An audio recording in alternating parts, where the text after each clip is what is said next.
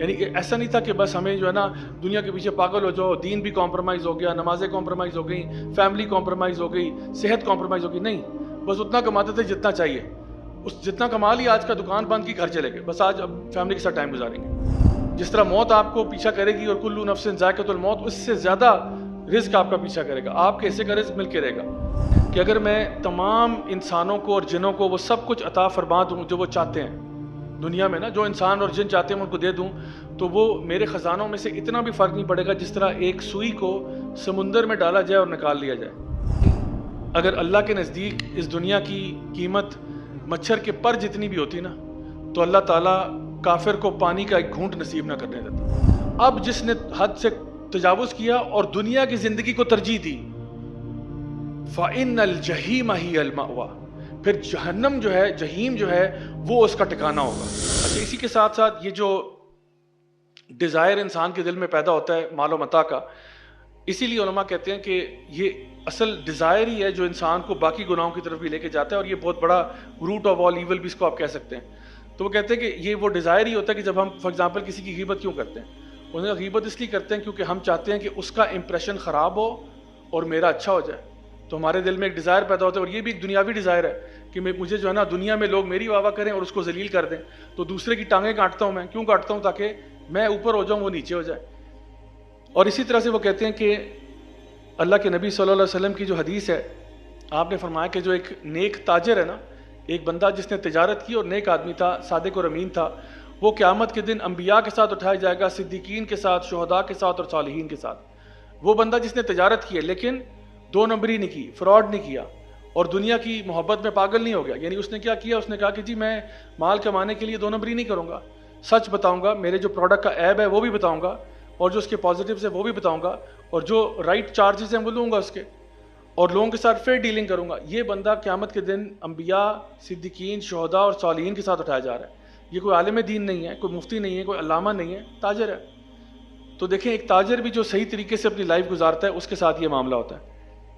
ہمارے جو بڑے اسلاف میں جو ہوا کرتے تھے نا، وہ یہی کرتے تھے کہ اپنی دکان لگاتے تھے، جب ان کو لگتا کہ آج کی میری کمائی ہوگی دکان بند کر دیتے تھے. کہتے تھے اب میرا ساتھ والی دکان والا جو بھائی ہے یہ کمائے گا، میں نے جو کمانا تھا آج کما لیا، بس اتنا ہی کافی ہے. یعنی they were just getting by.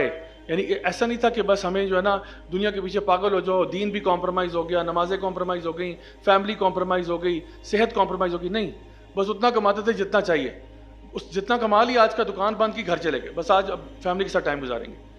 تو یہ کہتے ہیں یہ اب کا ایک نیا فینومین ہے، جہاں پہ جب کمپیریٹیو کیپٹلزم آتا ہے تو وہ کہتا ہے جی eat your competition for breakfast. یعنی تم نے صرف کمانا نہیں ہے، اپنے کمپٹیشن کو کھا جاؤ، ڈیسیمیٹ کر جو ہے نا ان کو.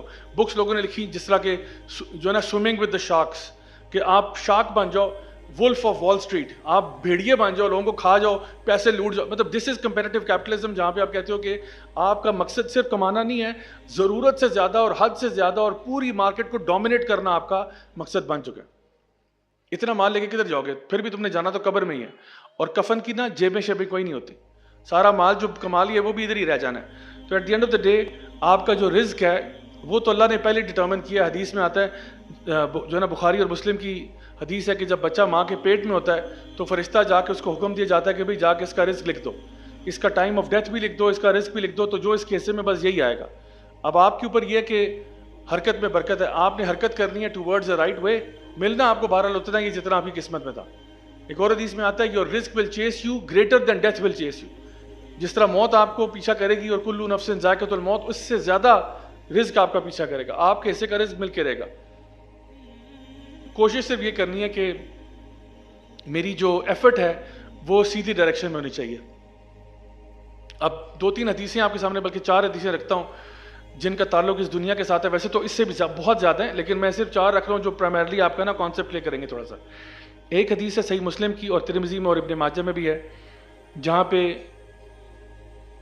اللہ سبحانہ تعالیٰ فرماتے ہیں، حدیث قدسی ہے، کہ اگر میں تمام انسانوں کو اور جنوں کو وہ سب کچھ عطا فرما دوں جو وہ چاہتے ہیں دنیا میں نا، جو انسان اور جن چاہتے ہیں ان کو دے دوں، تو وہ میرے خزانوں میں سے اتنا بھی فرق نہیں پڑے گا جس طرح ایک سوئی کو سمندر میں ڈالا جائے اور نکال لیا جائے.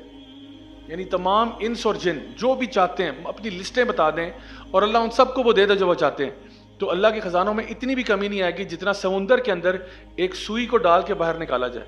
تو جو پانی اس پہ رہ جائے گا نا بس اتنی کبھی ہوئی ہوگی اللہ کے جو ہے نا مال کے اندر. اس کا مطلب ہے یعنی سوئی پہ کتنا پانی ٹھہرا ہوگا؟ ہارڈلی کچھ بھی نہیں. تمام چیزیں ملنے کے باوجود. تو اس سے پتہ چلتا ہے کہ جس چیز کے پیچھے آپ بھاگ رہے ہیں دنیا میں وہ اللہ کے لیے کچھ بھی نہیں. It's nothing in the sight of Allah سبحانہ تعالیٰ. ایک اور حدیث میں آتا ہے کہ اگر اللہ کے نزدیک اس دنیا کی قیمت مچھر کے پر جتنی بھی ہوتی نا تو اللہ تعالیٰ کافر کو پانی کا ایک گھونٹ نصیب نہ کرنے دیتا.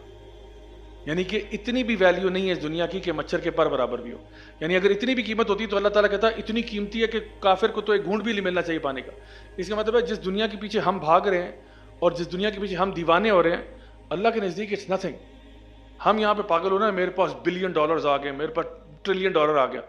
اللہ کے نزدیک یہ مچھر کے پر برابر بھی نہیں ہے جو اللہ نے آخرت میں رکھا ہوا ہے. اسی طرح سے ایک اور حدیث میں آتا ہے اللہ کے نبی صلی اللہ علیہ وسلم نے ایک دفعہ ایک مری ہوئی بکری کو دیکھا نا تو صحابہ سے پوچھا تم میں سے کون اس کو خریدنا چاہے گا جو بیماری سے مری ہوئی تھی, سخت بیماری سے. تو صحابہ نے کہا یا رسول اللہ یہ تو زندہ بھی ہوتی تو ہم نہ لیتے. تو آپ نے کہا اللہ کے نزدیک دنیا کی قیمت اس بکری سے بھی کم ہے جو تمہارے نزدیک ہے.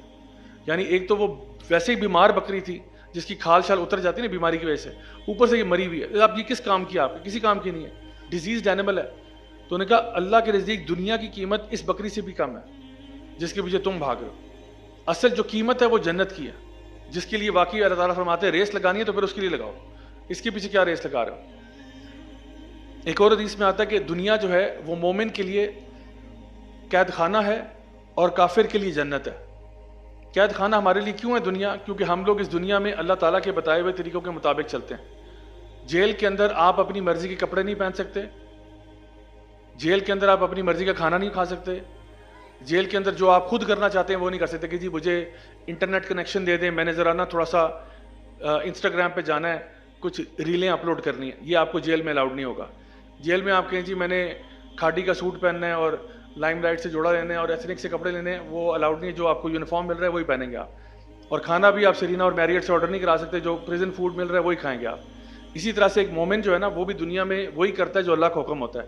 وہ ہر قسم کا لباس بھی نہیں پہن سکتا جو اللہ نے منع کی وہ نہیں پہن سکتا, جو کھا بھی نہیں سکتا وہ چیزیں جو اللہ نے منع کی ہوئی ہیں. تو اس کو اپنے آپ کو اس کے لمٹس کے اندر رہنا پڑتا ہے. اور کافر جو ہے وہ جو مرضی کرے اس کے اوپر کوئی قید نہیں ہے. تو یہ چیزیں ہمیں بتاتی ہیں کہ کس طرح سے اللہ تعالیٰ نے ہمیں کانسیپٹ کلیئر کیا ہے کہ دنیا کی اصل ویلیو کیا ہے جس کے پیچھے ہم دیوانے ہو رہے ہیں. سورہ نازیات میں اللہ تعالیٰ ارشاد فرماتے ہیں کہ جب موسیٰ علیہ السلام کو فرعون کے پاس بھیجا نا تو کہا اذهب الى فرعون انه طغى, فرعون کے پاس جاؤ یقیناً وہ طغیانی کر بیٹھا ہے, یعنی حد سے تجاوز کر گیا, لمٹس کراس کر گیا.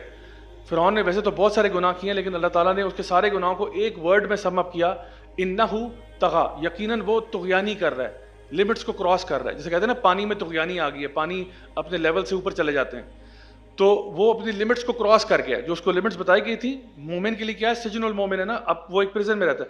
فرعون نے کیا کیا, وہ لمٹس کراس کر گیا, وہ تو جا کے اس کو سمجھا کے آؤ. اچھا ساری کہانی ختم. اب اللہ تعالیٰ اینڈ میں اس سورہ کے بتا رہے ہیں کہ اب آگے جا کے اب کسی نے فرعون کے نقش قدم پہ چلا تو اس کے ساتھ کیا ہوگا. اللہ تعالیٰ فرماتے ہیں فَأَمَّا مَنْ طَغَى, اب جس کسی نے طغیانی کی after listening to the story of فرعون, جو فرعون کے ساتھ معاملہ ہوا, اللہ تعالیٰ فرماتے ہیں فَأَمَّا مَنْ طَغَى وَآثَرَ الْحَيَاةَ الدُّنْيَا, اب جس نے حد سے تجاوز کیا اور دنیا کی زندگی کو ترجیح دی, فَإِنَّ الْجَحِيمَ هِيَ الْمَأْوَى, پھر جہنم جو ہے, جہیم جو ہے وہ اس کا ٹھکانہ ہوگا. یہ اللہ تعالیٰ قرآن میں کہہ رہے ہیں, یہ میرا سٹیٹمنٹ نہیں, اللہ تعالیٰ کہہ رہے ہیں کہ فَأَمَّا مَنْ طَغَى, اب جس نے لمٹس کو کراس کیا, وَآثَرَ الْحَيَاةَ الدُّنْيَا, اور دنیا کی زندگی کو پسند کیا, کس کے اوپر, آخرت کے اوپر ترجیح دی اس زندگی کو, تو اس کا ٹھکانہ پھر جہنم ہے.